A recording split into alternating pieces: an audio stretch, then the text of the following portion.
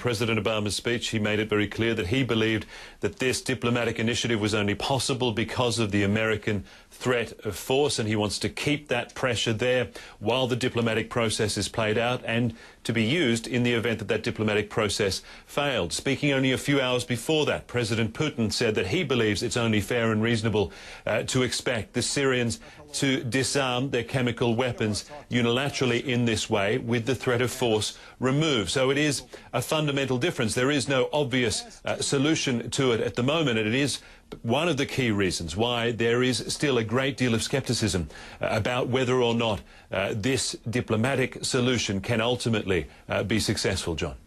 And while the US and much of the world continue to blame the Assad regime for gassing its own people, the Russians in particular, the Russian president, says it was an act of provocation by the rebels. Will that be a complicating factor as they move to the UN?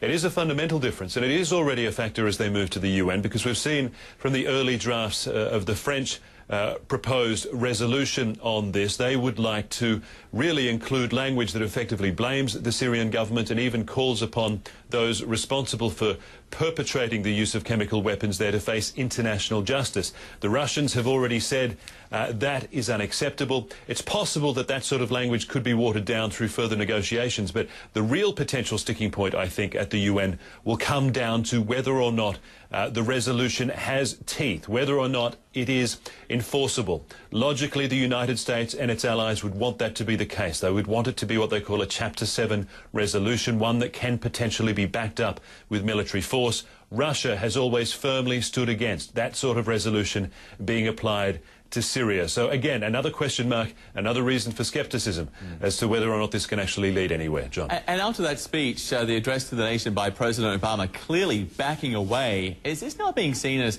I guess, some kind of diplomatic masterstroke by the Russian president?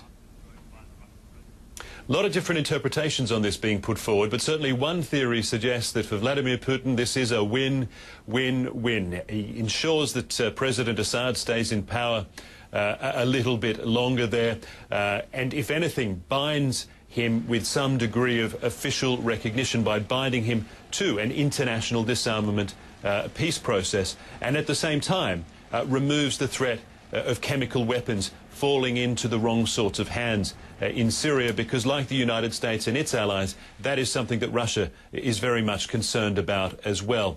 Despite those potential benefits for Russia, as we've been discussing, hinting at quite obviously, there is still a great deal of scepticism on the part of the United States and its allies as to just what Russia's intentions are here, really. Everyone who says this is an idea and it is worth pursuing also adds the qualification that this must not be allowed to just be some sort of time-wasting exercise aimed to delay any sort of military strike against Syria.